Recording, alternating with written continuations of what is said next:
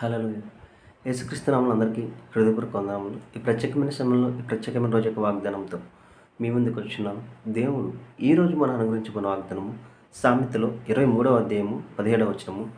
నిత్యము యెహోవా యందు భయభక్తులు కలిగి ఉండుము. హల్లెలూయా. ఈ వాగ్దానం ద్వారా మనం దీవించబడును గాక. ఆమేన్. ఎప్పుడైతే ఇచ్చిన వాగ్దానం బట్టి అడుగుతామో అడిగిన సమస్తాన్ని దేవుడు మనకి అనుగ్రహిస్తాడు. ఎందుకంటే దేవుడు అనేకమైన వాగ్దానాలు ఇచ్చినాడు. ప్రతి వాగ్దానం తన ప్రియకుమారుడు ద్వారా వారసులుగా మనల్ని చేస్తున్నాడు.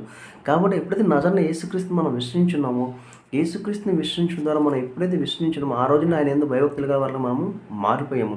కాబట్టి మనం అడుగు వాటి కంటే ఊహించే వాటిని దేవుడు అత్యధికంగా మనకి ఇస్తాడు.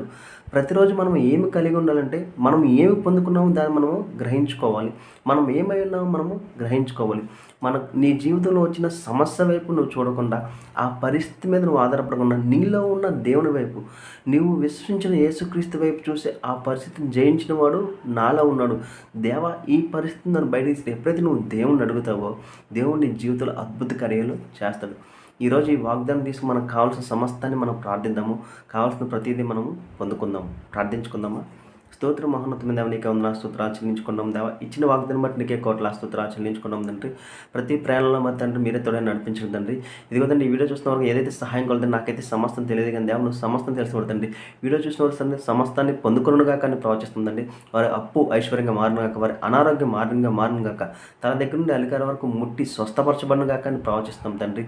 కావాల్సిన ప్రతి ఒక్కరికి కావాల్సిన ప్రతి ఒక్క సహాయాన్ని అందచేయమని నా జరుడైన యేసుక్రీస్తు నామములో అడిగి వేడుకుంటున్నాం తండ్రి. ఆమేన్. అందరికీ హృదయపూర్వక వందనములు.